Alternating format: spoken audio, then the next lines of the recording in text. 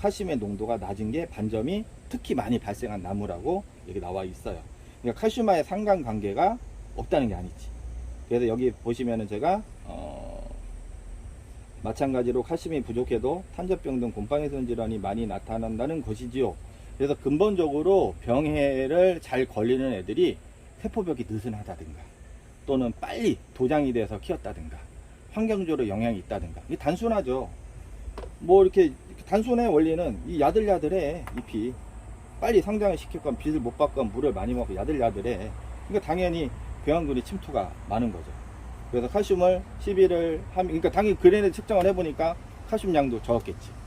그래서 칼슘이 이런 역할을 세포벽을 더 강화를 해서 병해, 그러니까 이제 그 세균성이라든가 곰팡이성이라든가 또는 바이러스라든가 그런 거를 이제 막아내는데 역할을 한다는 거죠. 근데 이제 여기서도 제가 사실은 이런 증세가 있으면 칼슘 저는 해요. 저는 오늘도 방울복랑금에 칼슘 12를 해. 뭔가 좀 입이 떨어지기 전에 칼슘 12를 하는데 여러분들한테는 말을 안 해준다? 왜 그럴까? 왜 너는 하고 좋은 거 너는 하고 딴 사람 안 가르쳐줘? 두 가지가 있습니다. 첫 번째, 고온 작물이, 그러니까 그 고추, 그러니까 여름에 칼슘을 쳐야지 좋아요. 지금 사실은 이맘때. 그것도 일주일 단위로 두세 번 정도 쳐주시면 좋아요. 칼슘은 이동이 넣고 흡수율이 적어.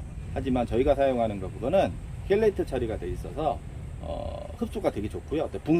붕소가 있어서 이동이 되게 좋아요. 이거는 뭐 그냥 회사에서 막 뭐 이렇게 광고 이게 아니라 그 다육이라는 일반 식물 생리에서 기본이에요. 기본. 그래서 이 회사가 되게 유명하거든요. 칼슘 시리즈로. 그래서 저는 이제 봄 성장기에는 성장기나 마리치도 힘들잖아요. 그 다음에 물리적으로도 좀 힘들고 뭐 타서 한다는 것 자체도. 그래서 저는 성장기에 두세 번 정도만 제대로만 하셔도 효과가 저는 좋다고 봐. 하지만 어떤 특정의 상태에서 뭐 단자병이 의심이 가거나 뭐 다른 증세로 식물이 조금 야들야들하게 느껴지면은 저는 예전에도 그 카페에도 그런 얘기도 썼었고 그 영상에도 그런 얘기를 해드린 적이 있는데, 특별한 상황에서는 제가 일주일 간격 단위로 두 번에서 세 번을 친다. 그다음에 가끔 이제 상담을 하시는 분들 보면은 그때는 1리터에 2g을 타서 몇 번 치세요 이렇게 말씀을 드리는 게 있어. 보통 1리터 1g이거든요. 그게 이제 이런 증세라든가 이런 거를 해결할 때 하는 건데, 그러면 아무튼 왜 안 알려주냐, 왜 내가 왜 뜸을 들이냐 들어보시면 이해가 돼요. 저의 입장에서 저의 입장인 것도 있고 얘의 입장인 것도 있고.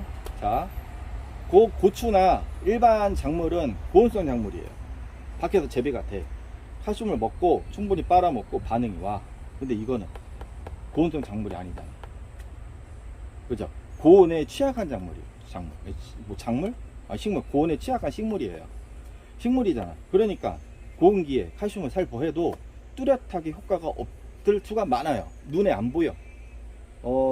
실제로는 여기에 반응을 보였지만 우리 육안상에는 몰라.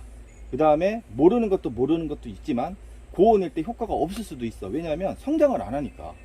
근데 저 같은 경우는 이거를 살포한다는 거는 어떤 경우에 살포를 하느냐, 저희는 아시겠지만 저희 집 계속 보시는 분들은 장마나 열대야나 웬만하면 완전 단순을 잘 안 해요. 계속 성장을 시켜. 조금씩이라도 성장을 시켜. 이게 저희 집 스타일이거든요. 그렇기 때문에 칼슘을 살포를 하면 반응이 좀 좋아요. 거기에. 물론 안 되는 건 안 되는 거지. 그거는 우리나라 기온 조건에 안 맞은 거니까. 칼슘을 살포를 해도 계속 빨아먹고 좋은데, 여러분들한테 권을장을 예전에 해드렸더니 어떤 현상이 나타나냐면 칼슘을 살포를 하고 식물이 녹아 죽었대. 중요합니다. 여기서 칼슘을 살포를 하고 녹아 죽었대. 저는 지금 밖에서 거리대에서 비를 그렇게 맞춰도 아직까지 녹아서 죽는 식물이 없어요. 방울복랑금도 마찬가지고 두돌레아도 그렇고 바로 분가리안, 그 에케베리아 일반 달기도 그렇고. 그런데 칼슘을 살포할 때 물이잖아. 이게 식물에 따라 또 다르잖아요. 그 다음에 식물이 삐리리한 식물에 우리가 주로 살포할 거 아니에요. 아까처럼. 그러다 보니까 얘가 칼슘으로 해서 해결할 능력의 범위치가 벗어났는데, 저처럼 그 전조 증상을 체크를 하고 살포를 했어야 되는데 진행이 됐을 때 또는 말기에 살포를 하니 오히려 그냥 기름을 부은 거야. 물을 오히려. 그러면 어떻게 되냐면 괜히 칼슘 쳤다고 이렇게 돼 버린다니까 그게. 그래서 제가 얘기를 안 해. 뭔 소리인지 아시죠? 정확하게 숙지를 하고 제가 판단을 하고 아 이런 분은 이거 충분히 이해를 했다 하시는 분들은 제가 말씀을 드려요. 그러니까 즉 사람을 가려서 해요. 가린다는 게 편애가 아니라 아 이분은 이 정도 스킬이 있고 충분히 이해를 하고 공감을 하고 여태까지 사용을 계속 해보신 분이고 그럴 때는 여름에는 저는 권장을 합니다. 그 상황에 맞춰서 그런 거예요. 됐죠? 그게 그래. 원래 가만히 놔둬도 죽는 애인데 물만 줘도 죽는 애인데 그것 때문에 그랬다고 얘기를 한단 말이야. 그래서 제가 그 고온기에 성장기 그 써놓은 이유가 그 이유예요. 그 이유. 저도 최근에 저쪽에서도 그 저기 닷삭 타가지고 저는 저쪽에서 10개 제가 카페 글을 쓰잖아. 닷삭을 10개 시석에서 이렇게 준다고. 저는 요즘에도 그렇게 해. 그 예방 기준보다 조금 적게 해서 그렇게 하거든. 근데 그렇게 하잖아. 여러분들 이렇게 말씀드리잖아. 그러면 물이잖아요. 그거랑 상관없이 그게 뭐 이게 물러 죽이는 성분이 있는 게 아니잖아. 근데 그거를 하고 문제가 생기면은 꼭 말이 나오기 때문에 내가 여름에는 사용 금지 얘기를 해버리는 거야. 그냥 그렇게 말씀을 드리는 거예요. 그래서 제가 어떻게 써놨냐면 결론 최대한 시원한 것 물론 알아서 잘 처리하셨겠지만 이렇게 써놓고 오전빛 받는 것 9시 정도 그게 제일 좋다고 그랬죠. 너무 안전한 상황보다 뭐 첨한 밑이라 야외랑 첨한 밑이라든가 뭐 그렇게 활용하시고 살균제를 5일 간격 2에서 3회 추천. 닷삭하고 누피엔 둘 다 곰팡이성의 효과가 아주 좋아요. 특히 닷삭. 그래서 세 번째는 날씨 판단해서 살포 그렇게 되는 거고 물주기는 최소한의 양만 이렇게 말씀을 드렸고 여기 써있어요. 향후 장마 전에 칼슘 12 조절. 그러니까 이것도 마찬가지. 좀 민감하거나 조직이 좀 약하다고 판단이 되면 여기 보시면 장마 전이라고 제가 타이틀을 전제 조건을 달았어요. 일주일 간격 연속 2, 3회 이게 장마 전. 그러면 아무래도 지속적으로 투입이 되니까 더 효과가 더 좋죠. 근데 일반적인 상황에서 성장기에 봄, 가을에 2, 3회만. 근데 저는 그래서 연면살포만 하라고 말씀을 안 드려. 물론 우리가 이제 연면살포, 연면12 이렇게 있는데 연면12 비료를 2% 주는 거는 연면10이라고 하고 뭐 약재라든가 뭐 그런 거는 연면살포라고 해요. 약을 주는 거는 그냥 표현을 그렇게 합니다.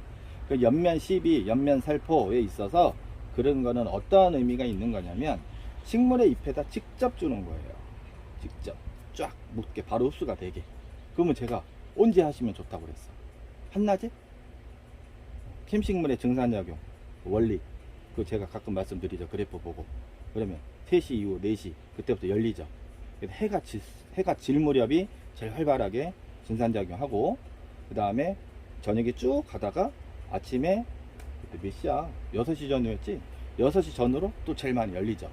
그 다음에 8시 반 9시부터 딱 닫힌다고 했잖아.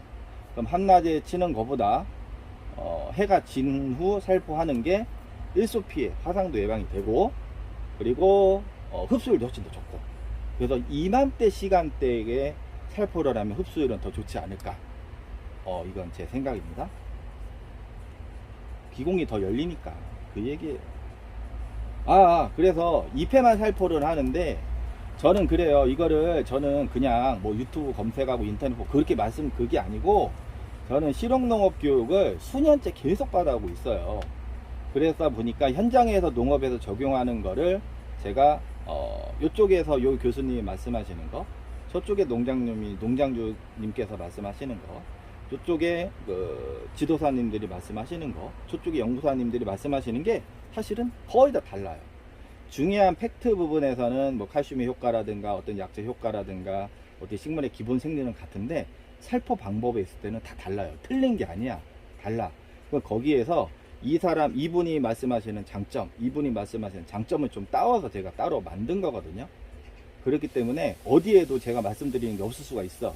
물론 저희 집에서 그 카페에서 공부하신 분들은 그 뭐 방송 유튜브를 하신다든가 뭐 블로그 글을 쓰신다든가 그런 식으로 가는 거죠. 그런 식으로. 아무튼 그런 거라 저는 실용 농업에서 말하는 그런 어떤 공공기관에서 교육을 하는 그거를 기반으로 다육식물에 현장 적용을 해서 제가 뭐 1, 2년 키운 게 아니죠. 거의 좀 있으면 뭐 15년, 20년이기 때문에 그 경험을 통해서 플러스 알파를 해서 나름대로 적용을 해서 이렇게 하니 우리 집처럼 정도 키워요. 제가 말씀드리는 게 항상 그거잖아요. 되게 잘 키우는 게 아니라 부모님처럼 키울 수 있습니다. 말씀드리는 게 그 기반이에요. 그래서 장마 전에 애니빌치로 추천을 드립니다. 그렇게 말씀을 드리고요. 자, 총결론입니다. 복잡하실 수도 있지만 왔다 갔다 공부를 많이 하신 분들은 요거였구나 이렇게 쉽게 이해가 되시고, 첫술에 배부를 수 없고, 저도 이거 10년 넘게 14년 정도 계속 공부를 하면서 그 다음에 실용농업교육을 수년간 지금도 교육을 받고 있어요. 지금도 솔직하게 말씀드리면 90% 이상은 저하고 제가 어느 정도 다 숙달이 된 건데 그 10% 때문에 교육을 가는 거예요. 왜냐면 진짜 그 고수들은 한 끗이 달라요. 한 끗이. 진짜로. 그걸 좀 배우려고 이렇게 가는 거라, 요즘에는 뭐 어느 정도 좀 배울 게 없다는 게 아니라 좀 이제 조금 지치고 힘들고 해서 시간적인 여유도 조금 없고 해서 좀 교육을 조금 미루고는 있는데, 아무튼 그러시고 제가 계속 교육을 받고 그걸 배운 거를 여러분들에게 가르쳐 드리는 거고, 그게 다 맞다 안 맞다를 떠나서 적어도 제가 카페에서 글을 쓰고 하는 자료는 그런 교육 자료에서 없는 자료도 있고요. 더 깊숙한 자료도 있고, 뭐 깊게 알아야 되는 하고 이거 그렇게 공부해야 잘 그거 아니죠. 그거 아닌데, 그래도 내가 취미생활 하면서 막 매니아들, 특히 하우스에서 키핑 하시는 분들, 개인 하우스를 갖고 계신 분들, 그런 분들 같은 경우는 어느 정도 좀 집중도를 요해서 관리를 하다 보면 퀄리티가 일단 달라져요. 그 다음에 생산성이 달라지고, 누구는 나는 이거 안 해도 돼. 그거는 그분이 안 한 거지, 잘 적용하면 훨씬 더 좋은 거예요. 우리 그거로 생각하시면 돼. 나 타이어 겨울에 윈터 타이어 안 끼고 여름에 썸머 타이어 안 껴. 나 운전 잘해. 그거야. 그분이 운전을 잘하는 거지. 그 자기에 맞춰서 천천히 살살 잘 가는 거고. 하지만 썸머 타이어, 비 많이 올 때 썸머 타이어 바꾸고, 눈 올 때 윈터 타이어 바꾸고, 그렇게 운전하면 운전 잘하는 사람이 훨씬 더 잘하는 거죠. 더 안전하게. 제 논리는 그겁니다.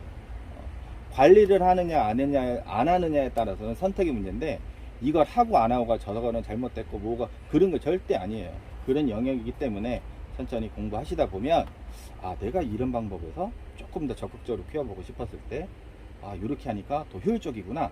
그 다음에 내가 사용하는 게 이런 원리였구나. 그러면 나중에 아까도 말씀드렸지만 귀농귀촌에서 뭐 다육이를 하시던 뭐 일반 식물을 하시던 식물의 기본 원리는 비슷하기 때문에 도움이 많이 될 거예요. 그래서 아까 결론이라고 또 딴 데로 갔지. 제가 설명충이라. 그냥 막 계획 없이 막 설명하다 보면은 산으로 좀 가. 결론. 칼슘 시비는 조금 적극적으로 하셔도 좋지만 그래도 고온 다습기에는 주의를 해야 된다. 그래서 장마 전에 집중적으로 살포하셔도 좋다.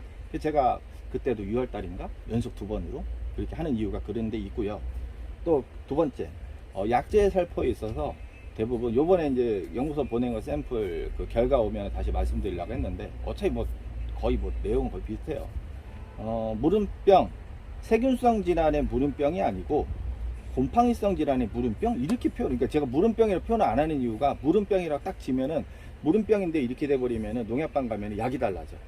그래서 제가 무름병이라고 안 하는 거예요. 곰팡이성 질환에 물러지는 증세, 곰팡이성 질환에 썩는 증세, 이렇게 이런 표현. 그래서 세균성 질환의 무름병보다 곰팡이성 질환이 많기 때문에 훨씬 많아요. 많기 때문에 살균제를 살포했을 때도 마이신 항생제 계열보다는 곰팡이성의 약제 또는 친환경 자재가 주로 곰팡이성에 해당이 많이 되기 때문에 친환경 자재에서 곰팡이성에 해당되는 약제를 살포를 한다. 이렇게 되시고, 기본적인 구성은 뭐 알아서 통풍 잘 되는데 아마 이렇게 두셨겠죠. 그 다음에 곰팡이라서 이게 병균이 오염도 돼요. 이렇게 이동, 선풍기 바람, 그 다음에 물 튀겨면 이렇게 이동, 그 다음에 내가 여기 핀셋, 가위 다 이동이 됩니다. 뭐 너무 예민하게 하자는 것보다 알고 하시면 좋으니까. 그래서 식물병원 방에 좀 자세하게 이렇게 상세하게 써주시면은 제가 참고를 많이 하시고, 그 전에도 뭐 어디야, 이분 수십 개 가입한 지 얼마 안 되신 분인데 질문이 너무 많은데 제대로 올려주셔서 제가 답변을 딱 해드린 게 있거든요. 그런 것도 한번 초보자분들 천천히 읽어보시면 이거는 걱정할 단계가 아니고 요거는 주의를 요하고 이거를 사진만 봐서는 요 정도 판단이 되구나 그걸 한번 하실 수 있을 거예요. 아무튼 이상으로 마치고 여름이 얼마 안 남았어요. 진짜로 처서에 진짜 찬바람이 불면 여름이 얼마 안 남았기 때문에 이렇게 말씀드리고 싶어. 저라면 장마가 좀 길고 이제 축축하거든요. 물 주는 거 살짝 주시고 본격적인 열대가 딱 시작이 된다. 그럼 물을 딱 끊어버려. 자신 없으면 아예 딱 끊어버려. 그게 오히려 배속 편하고 죽을 확률이 덜할 수도 있습니다. 하지만 저는 계속 준다는 거. 이상입니다.